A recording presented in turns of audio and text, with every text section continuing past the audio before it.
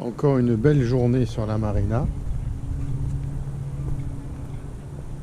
On voit le Canigou enneigé derrière, toujours. Belle journée, fraîche, mais ça va. Il y a du soleil. Ici, quand le soleil sort, tout de suite, il fait bon. Alors, donc, le bateau, dématé, carénage, ça. Maintenant, on va aller voir, plus spécifiquement, on va aller voir à quoi ressemble un mât lorsqu'il n'est pas sur le bateau. Il est au chantier, posé, par terre, hein, posé sur des trépieds. Et on va aller voir, on va regarder un petit peu les différents organes, voir ce qui a été contrôlé, l'aspect général. Enfin, on n'a pas beaucoup de... Sur YouTube, il n'y a pas beaucoup de vues de mâts comme ça, posés, un petit peu détaillés. J'en avais cherché, j'en ai pas trouvé énormément. Donc du coup, je vais essayer d'en faire une. Alors, elle sera peut-être un peu rapide, elle sera peut-être pas totalement complète, mais je vais essayer d'apporter quelques explications dans le sens de ce que j'aurais voulu trouver, quoi. Voilà. Allez, on est dans le fond du port. On va se diriger vers le chantier.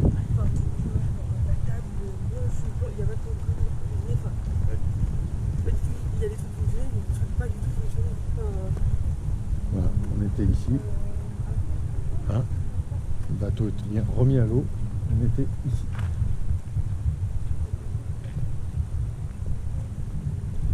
J'ai beaucoup de retard dans les séquences. J'ai même des séquences de cet été, pas mal de séquences, beaucoup de séquences cet été qui ne sont pas encore dans la boîte. Donc ce sera peut-être un peu décousu, il y aura peut-être quelques... Enfin, ce ne sera pas dans l'ordre chronologique, quoi. Mais bon, ça n'a pas d'importance.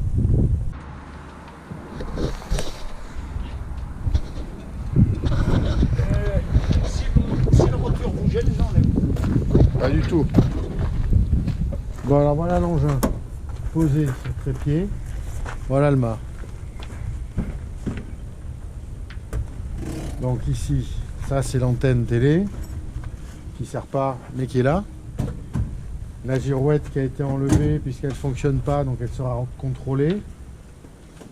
Problème de communication entre la girouette qui tourne bien et le cadran qui indique une mauvaise vitesse. Toujours agréable. Le feu de mât.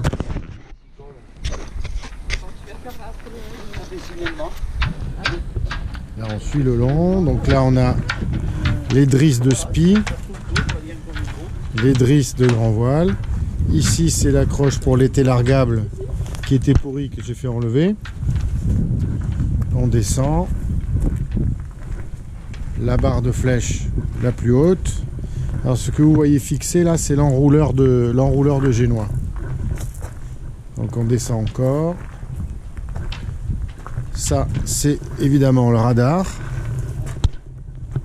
Ici, radar Raymarine, voilà, qui est fixé, riveté, qui tient bien. Le projecteur de pont.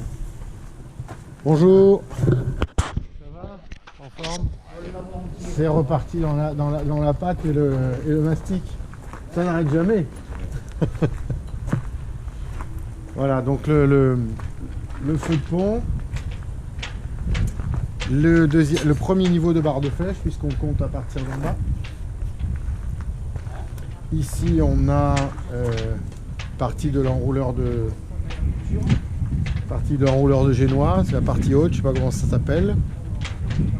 L'enrouleur de génois, lui, il a été démonté. Donc ici, on a la drisse de spi qui ressort à cet endroit-là. Toutes les drisses sont regroupées ici. Voilà, c'est le bout de l'été de génois. Et le pied de mât avec les différents câbles. Voilà. De l'autre côté, on voit peut-être plus facilement ici alors ça, je sais pas ce que c'est. Ça c'est le vide mulet, je pense. Ou ça. L'un des deux. Là où est fixée la baume. Voilà, donc là on voit main, c'est pour la grand voile. C'est les coudes de grand voile. La drisse de grand voile. Ici, topping lift, c'est la balancine. Spinnaker. Voilà. Et ici, on a les barres de flèche que l'on vérifie. Ça doit bien être solide. Voilà.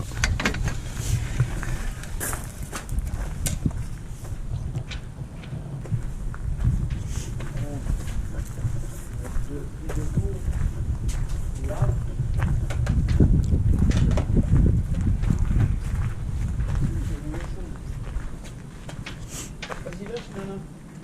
Lâche, ouais.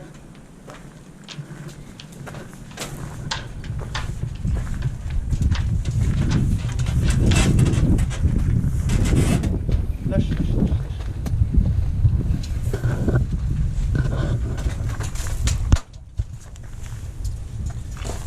Là, là.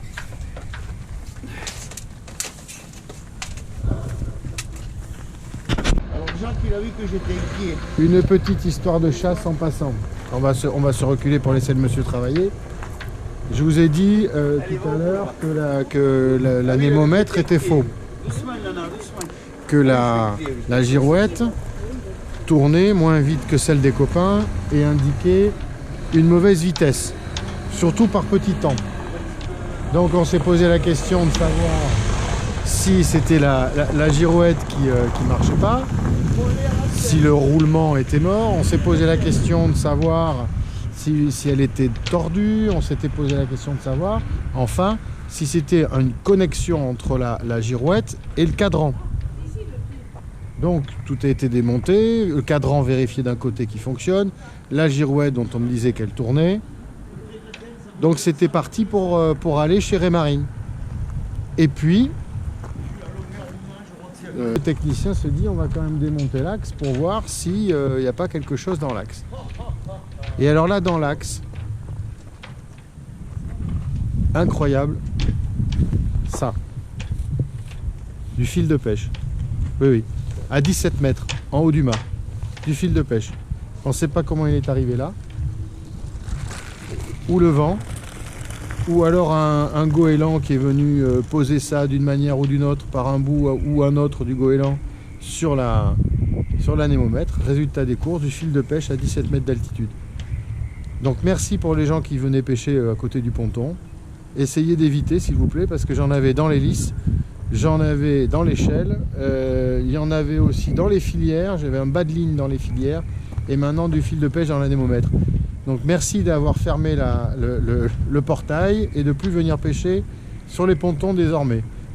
Voilà une histoire de chasse de plus.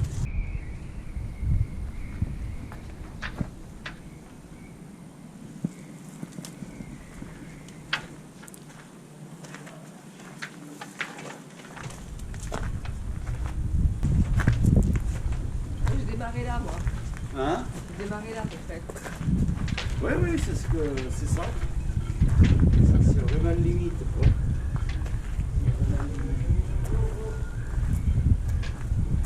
Bon, après, je vais regarder, ça va pas aller. Ici, c'est là où on fixe le halba. Donc ici, probablement, c'est là où est mis la baume, donc c'est le vide mulet.